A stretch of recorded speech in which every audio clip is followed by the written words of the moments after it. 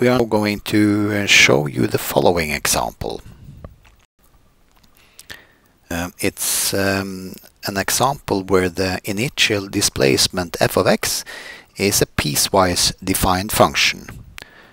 And in the region when x is from 0 to pi over 2, it has the following description: 1 over pi multiplied with x. And similarly, in the rest of the interval from 0 to pi, that is from pi half to pi, fx is equal to this expression. Moreover, c is equal to 1 and the initial velocity is equal to 0, so there is no initial velocity. This means that all these coefficients b and star is equal to 0. Just to recall, the definition of b and star is the integral involving g of x, and it's 0, so when the integrand is 0, we also have that all these coefficients are 0. However, the coefficient bn is described in this way generally, and in this case L is equal to pi, so therefore we can write this general expression in this form. Note that L is equal to pi, so we can simplify this guy in this way. Since the function f of x has two different descriptions in each of these intervals, we have to split the integral into two parts. So we take the integral from 0 to pi over 2 first, and then we take the integral from pi over 2 to pi.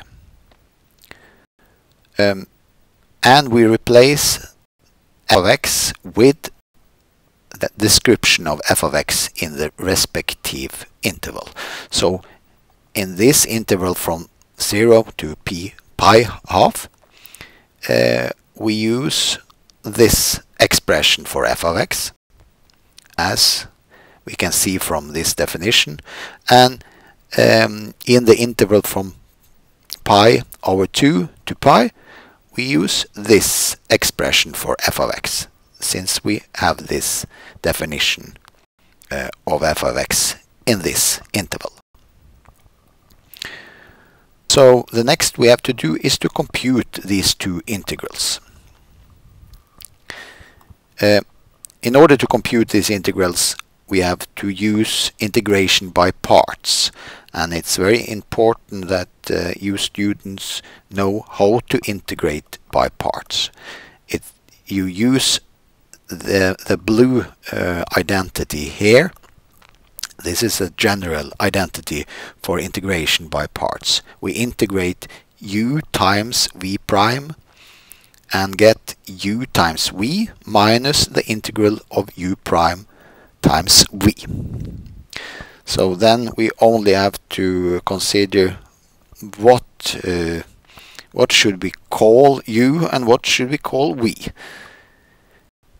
We choose to call u this, and we call v prime this, and then we, by simple manipulation, find that uv times v can be written like this.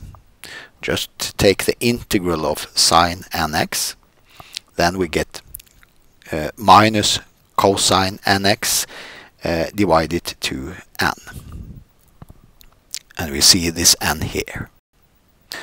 Then we take minus this guy, and it can be written like this.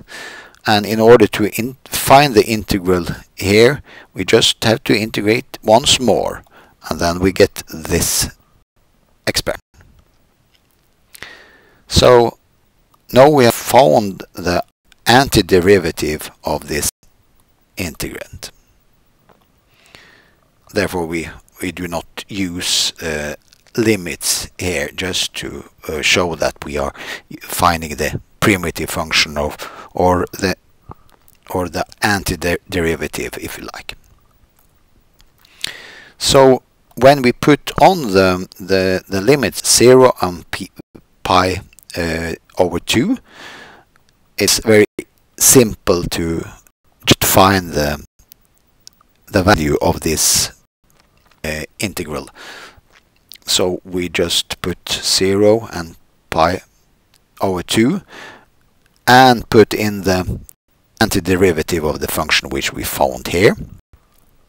And when we are doing this, replacing x with pi over 2 here, here, here, then take minus the same expression just with x replaced by 0, we obtain this expression.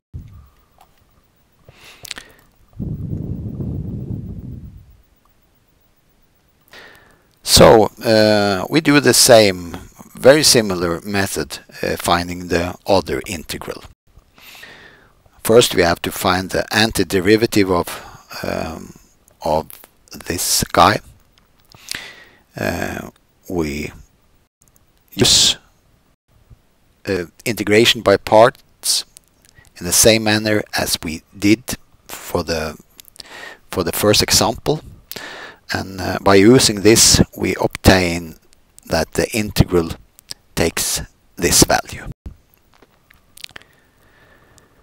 Okay, if we now recall that Bn was 2 over pi multiplied with the sum of these two integrals, we just replace these two integrals which we wrote before with the values that we have found. And so when we do this, we find this simple expression for Bn. And Bn is 0 for all even values of n. For it's enough to use values of this form, because when Bn is equal to 0 for all even values of n, we only have to use n values which are odd, and all odd numbers can be written in this way: 2k plus 1. So Bn is equal to b 2k plus n. We replace n by this and obtain this expression for each Bn.